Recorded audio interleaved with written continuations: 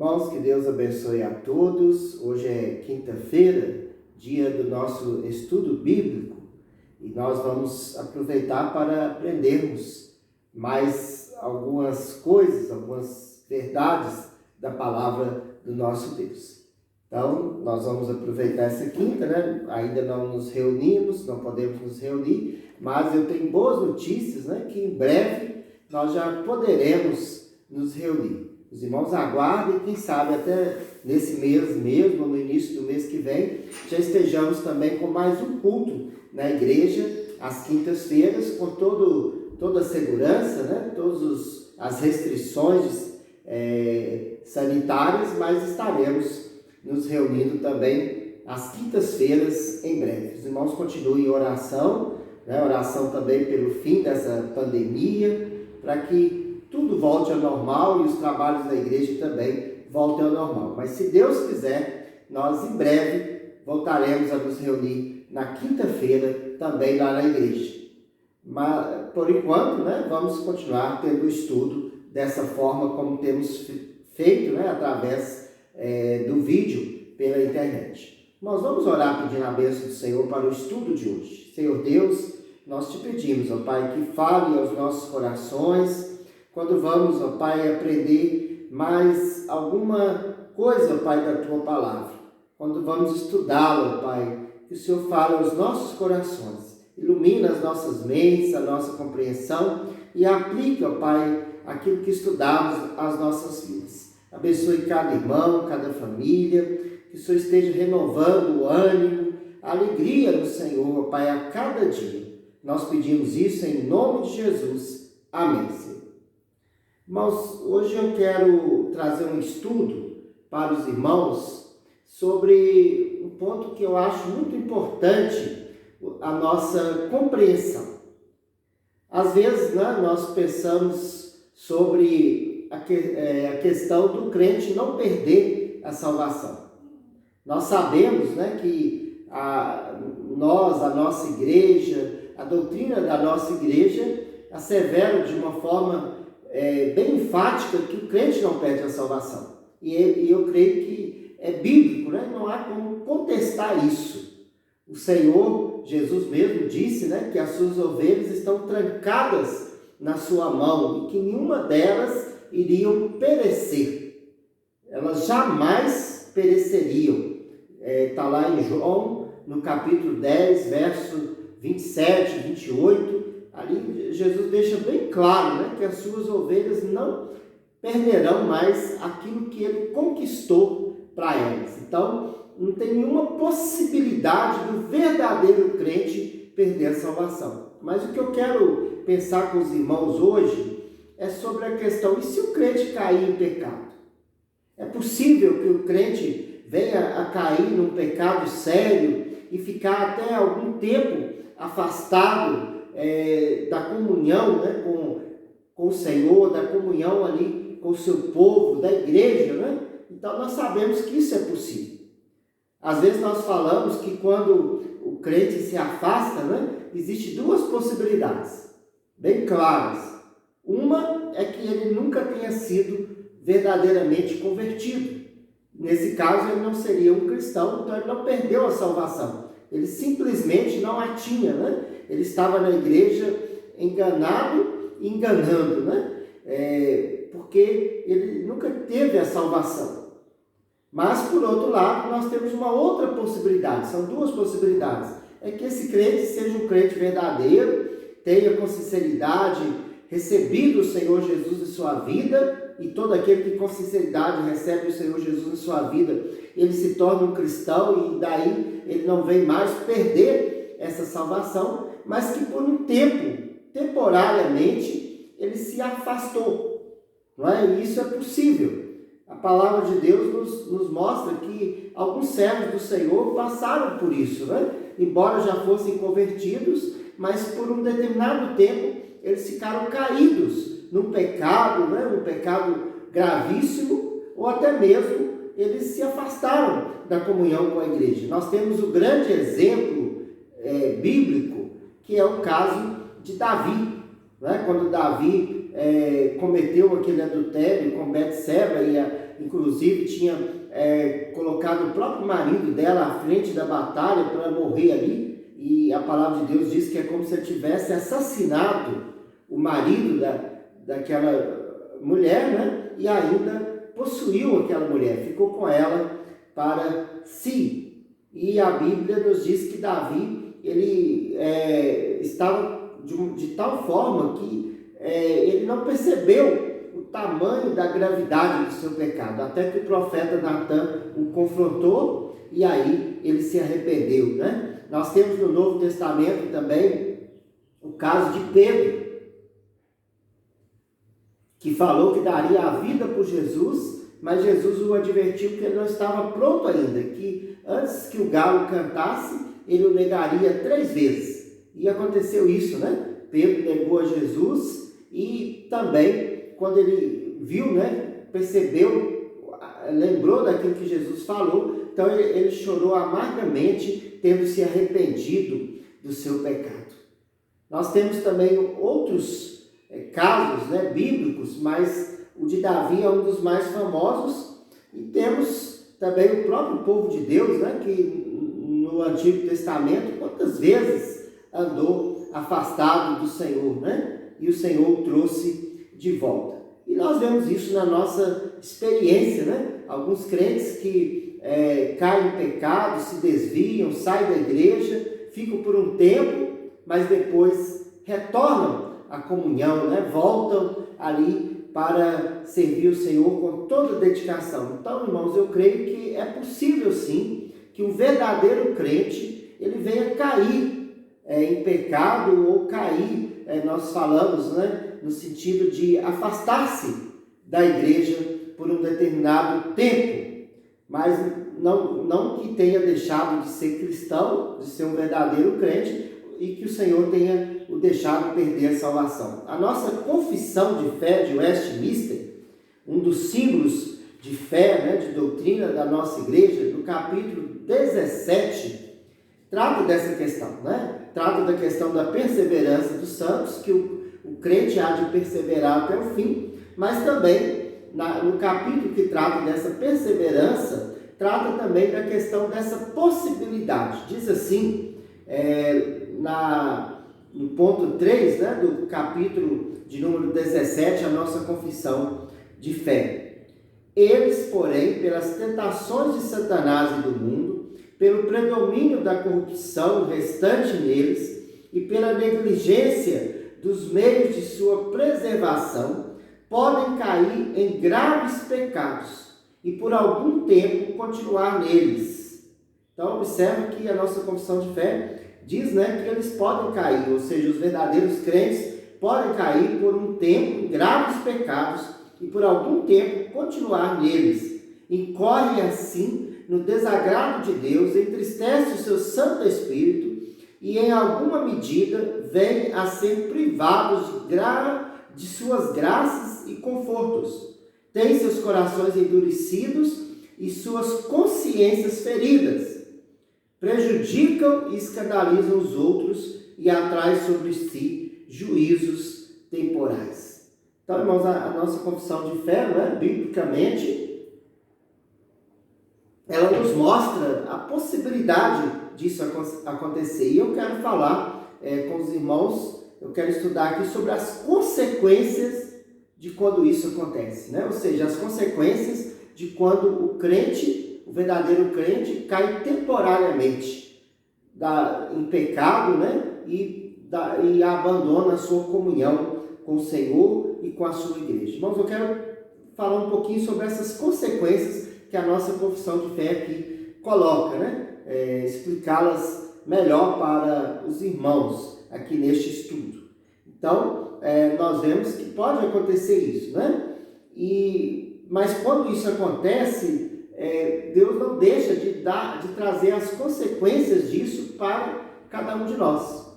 Por quê? Exatamente para que nós possamos olhar para essas consequências, para que não venhamos a ceder, né, às tentações do diabo, do mundo, como diz aqui a nossa confissão de fé, e cair, né? Então as consequências, elas são estampadas diante de nós, né, colocadas diante de nós, para que nós tomemos cuidado, para que nós vigiemos, como diz o Senhor Jesus. Então, qual é a primeira consequência? A primeira consequência, irmãos, é que essas pessoas incorrem no desagrado de Deus, no desagrado do nosso Pai Celeste.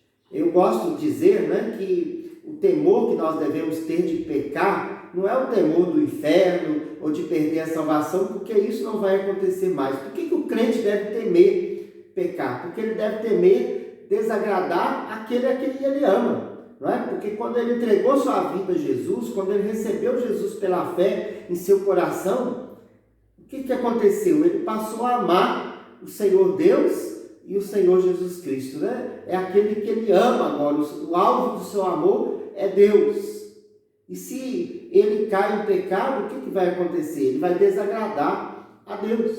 Então o crente não quer pecar, primeiramente, porque ele ama o Senhor e ele não quer desagradá-lo. Não é? E a Bíblia fala, né, quanto ao Espírito Santo, o apóstolo Paulo diz: não entristeçais o Espírito Santo, no qual fostes selados para o dia da redenção. Está lá em Efésios 4:30, né? Nós não devemos entristecer o Espírito Santo. Então nós vemos que o Espírito Santo, ele é entristecido, né?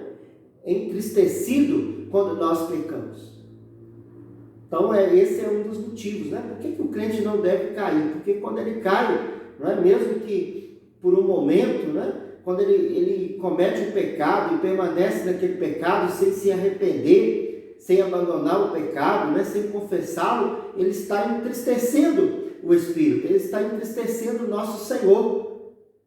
Não é? Sabemos que todos nós somos pecadores, pecamos diariamente, mas há aqueles pecados, né, que nós não devemos estar sempre voltando a ele, né? O crente, quando ele vai se amadurecendo, ele evita certos pecados que não dá mais para ele cometê-los. Como o caso de Davi, né, que já era um crente maduro no Senhor e comete aquele pecado de adultério. Então, quando isso acontece, ele vai entristecer o Espírito Santo de Deus, vai entristecer o Senhor, né, o Deus triuno, Pai, Filho e Espírito Santo. Então essa é uma das consequências de nós cairmos em pecado, né? De por um momento nós abandonarmos a nossa fé no Senhor, entristecer o nosso Deus. Mas também, irmãos, uma outra consequência é que nós somos privados de alguma medida dos efeitos da graça de Deus. O que significa isso, né? Ser privado das graças do Senhor. Nós não perdemos a graça, né? A graça é Deus nos amando continuamente. Então, nós nunca vamos perder essa graça, né? O amor de Deus é imutável. O amor de Deus não muda. Uma vez Deus nos amou, nos diz a palavra que Ele nos amou com amor eterno.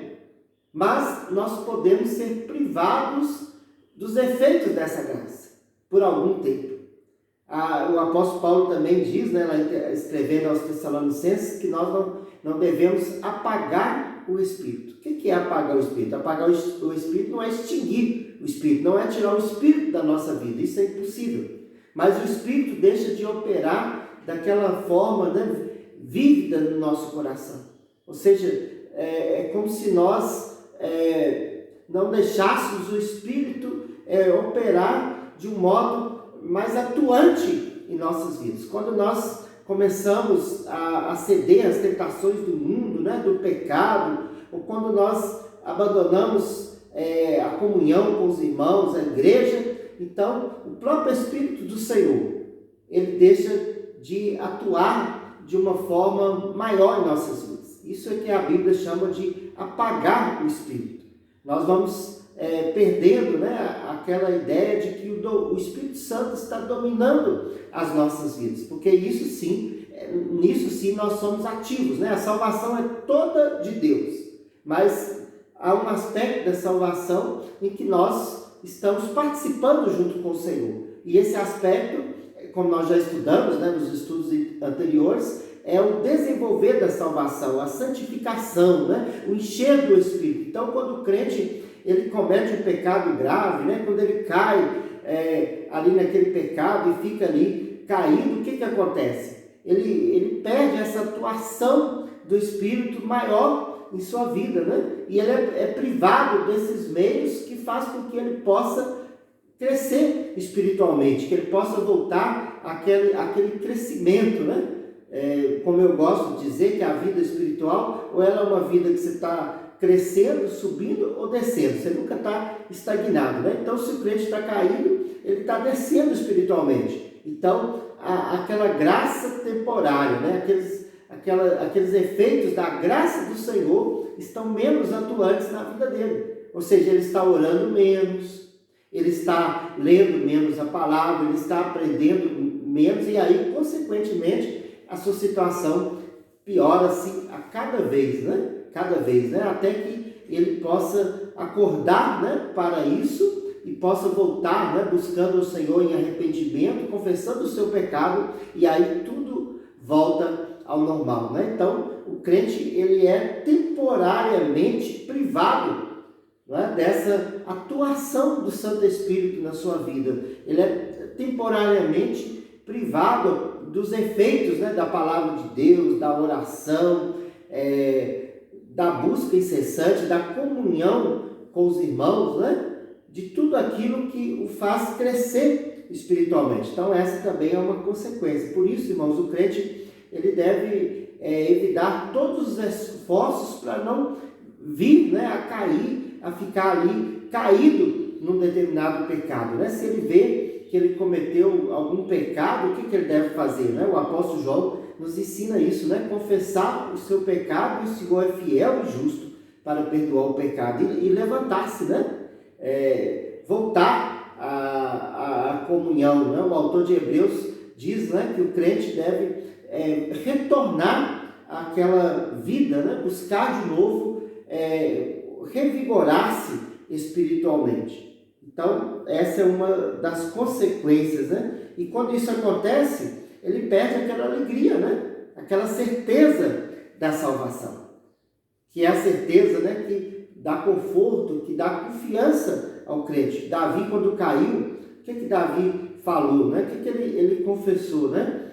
Lá no Salmo 51, né? Que ele perdeu a alegria da salvação. Ele fala assim, restitui-me novamente a alegria da salvação, porque ele havia perdido essa alegria, né? Essa é uma das graças que vem da graça de Deus, né? Quando o crente está firme, está em comunhão, quando o crente está andando retamente com o Senhor, ele tem a alegria da sua salvação, ele tem a certeza da salvação.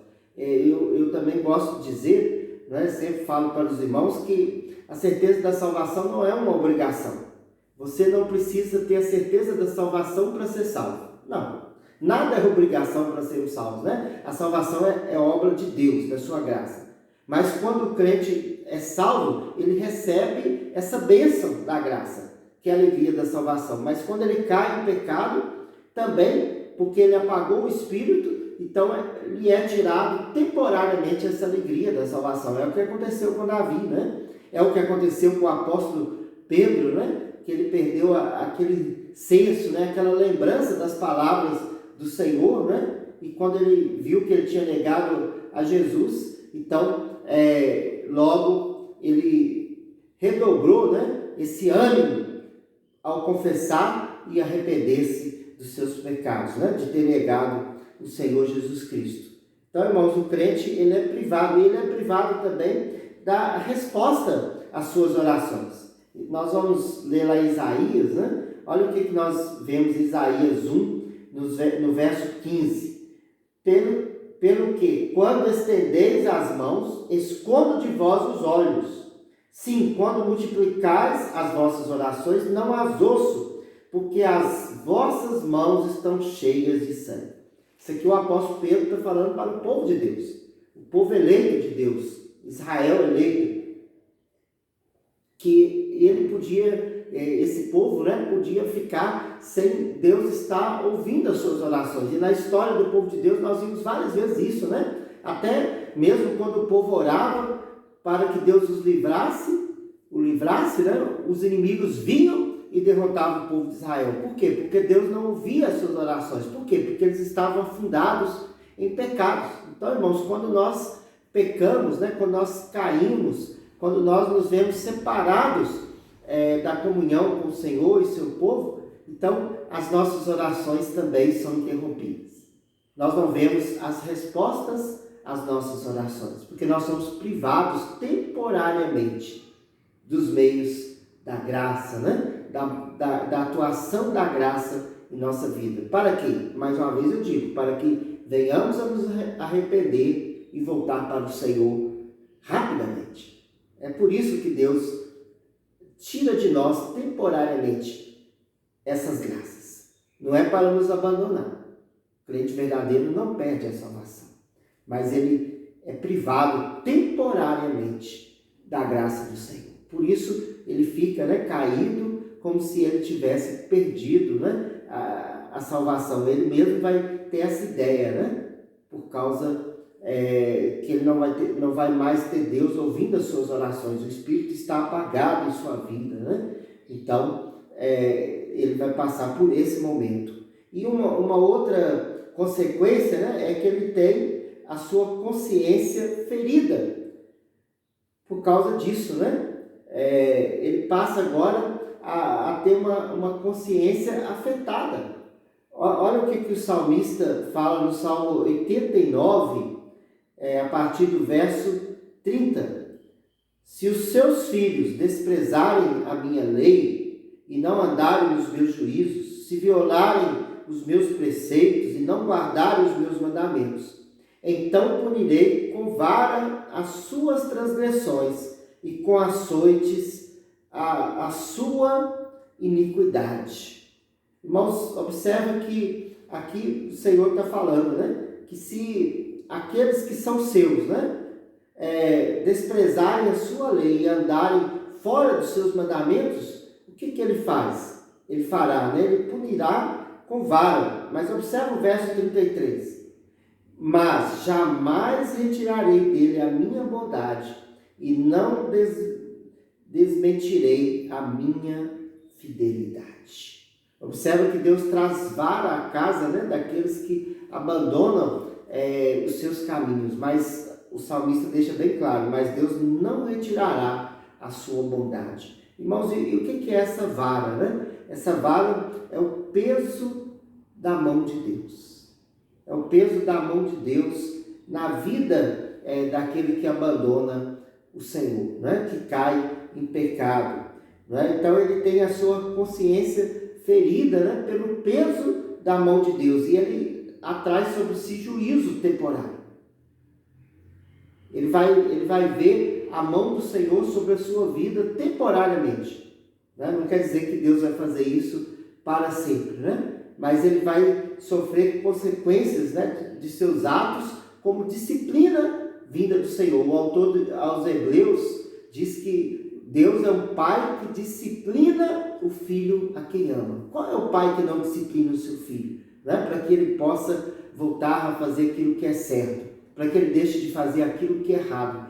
Quanto mais o nosso Pai Celeste, né, que nos ama com um amor maravilhoso, ele vai deixar de nos disciplinar, né, vai nos deixar nesse caminho afundado para sempre? Não. Ele vai trazer, né, a nossa consciência, ele vai ferir a nossa consciência, para que nós possamos acordar, né, para que nós possamos ver aonde nós caímos e voltarmos para Ele, né? Escrevendo aos Efésios, né, o Senhor Jesus, através do apóstolo João, diz, né, para eles lembrarem de onde eles caíram, né? Porque Deus tinha contra eles que tinham abandonado o primeiro amor, né? Eles tinham abandonado aquela vida fervorosa, né? Aquela vida de apego, de amor ao Senhor, não é como tinha sido antes. Eles tinham até alguns motivos, né, pelos quais o Senhor os elogiava, mas eles tinham abandonado o primeiro amor. Então a palavra para eles foi: lembra-te de onde caíste, né? Volta às primeiras obras. Mas então Deus, ele nos disciplina, né? Então muitas vezes a mão do Senhor vem sobre nós, né? Davi fala, né, que ele sentia como tendo seus ossos esmagados. No Salmo 32, versos 3 e 4, Davi diz o seguinte: enquanto calei os meus pecados, envelheceram os meus ossos pelos meus constantes gemidos todo dia, porque a tua mão pesava dia e noite sobre mim, e o meu vigor se tornou em sequidão de estio. A tua mão pesava dia e noite sobre mim. Quando o crente está caído, irmãos, uma das consequências do verdadeiro crente é que a mão do Senhor vai pesar dia e noite sobre a vida dele. Para quê? Para ele não ficar caído. O ímpio às vezes nem sente isso, né? O ímpio não vê o juízo de Deus, embora Deus manifeste com juízos temporários na vida do ímpio, né? Mas o ímpio não vai perceber isso. Só que o verdadeiro crente vai perceber pela sua consciência. Por isso que a nossa confissão de fé diz que ele tem a consciência ferida, né? É como nós às vezes dizemos na prática, né? Que quando o crente, o verdadeiro crente está caído, né? Está fora da igreja, ele não consegue ficar à vontade. Tem sempre algo afetando a sua consciência. É claro, irmãos, que isso também é relativo, né? Às vezes a pessoa já está tão afundada em seu pecado que nem a consciência mais o acusa, né? Mas Deus vai trabalhar nessa consciência de tal forma que uma hora ele vai sentir esse peso, né? Davi ele passou por isso, né? Primeiro Davi não sentiu conscientemente, embora a mão de Deus já estivesse pesando sobre ele. Ele fala que ele sentia esse peso, mas a consciência ainda não estava ferida, até o dia que Natan o confrontou e ele viu, né, o seu pecado. Então aí ele pôde fazer essa declaração, né, que enquanto ele calou o seu pecado, os seus ossos ficaram como se estivessem envelhecidos, né, ossos que estavam se quebrando, né, parecia que algo pesado estava passando em cima dos seus ossos. Até o seu corpo físico estava sentindo. Então, irmãos, é isso que acontece, né? Deus, pela sua maravilhosa graça, Ele pesa a mão sobre as nossas vidas. Para quê? Para que nós possamos nos arrepender e voltar. O crente nunca pode ficar caído. Ele nunca deve, né? Pode acontecer, né? Do crente cair, se afastar. Mas ele não pode ficar ali. Então Deus o trará de volta. Ele não perdeu a sua salvação. Mas ele precisa novamente ser trazido, né? E é Deus quem opera isso na sua vida. Mas Deus faz isso através dos meios, né? Como Deus usou Natan para advertir a Davi. Deus pode estar usando essa mensagem hoje para te advertir. Quem sabe você está num pecado grave, né? Quem sabe você está passando por esse momento, né? Em que você está vivendo duplamente, né? Vivendo na comunhão, vivendo na igreja, tentando buscar o Senhor, mas está ao mesmo tempo cedendo às tentações do diabo e do mundo. Então é o momento de você olhar para essas consequências e voltar-se para Deus. E talvez você já esteja até caído, talvez você já esteja fora da igreja, afastado. Não quer dizer que você perdeu a salvação. Essa é a boa notícia que eu tenho que te dar nesse dia, né? Talvez você não perdeu a salvação. O Senhor, uma vez que Ele te amou, uma vez que Ele te prometeu e você creu nisso, Ele não te abandonará. Ele não tira aquilo que Ele dá. Você ainda é fruto do amor dEle. Mas você precisa se arrepender e retornar. Porque as consequências, elas são pesadas, né? Então nós vimos aqui, primeiro, incorre no desagrado de Deus. Primeira consequência é que você vai estar desagradando a Deus, né? E você vai ter sempre esse sentimento, né? Nunca o que você fizer fora do Senhor vai ser perfeito, porque você fará sempre sem alegria, né? Porque você vai ver que você está desagradando a Deus. Você está no desagrado de Deus. Deus não está se agradando dessa situação. Mas também você pode estar separado ou separada, né? Privado das graças de Deus temporariamente. Você pode estar perdendo, né, a sua oração, né? Você não está mais tendo vontade de orar, nem está vendo as respostas da sua oração. O Espírito Santo está apagado na sua vida, né? Você não está sentindo aquele ânimo, né? Aquela alegria e até perdeu a certeza da salvação. Ou às vezes você está vendo a mão do Senhor, o peso da mão do Senhor, esmagando os seus ossos, como diz Davi. Então olha para essas consequências. Peça ao Senhor força, né? É Ele mesmo que vai te dar as forças. É Ele mesmo que fala o seu coração. Abandona o pecado. Larga aquilo que desagrada ao Senhor. Volta para a comunhão. Né? Se você está lendo a Bíblia pouco, se você está orando pouco, renove esse compromisso com Deus. Né? Faça isso novamente. Né? Volte àquele primeiro amor. E se você está longe da igreja, retorne à igreja. Onde tem irmãos, né, que vão te auxiliar. E você voltará ao caminho do Senhor. Que Deus te abençoe, meu irmão.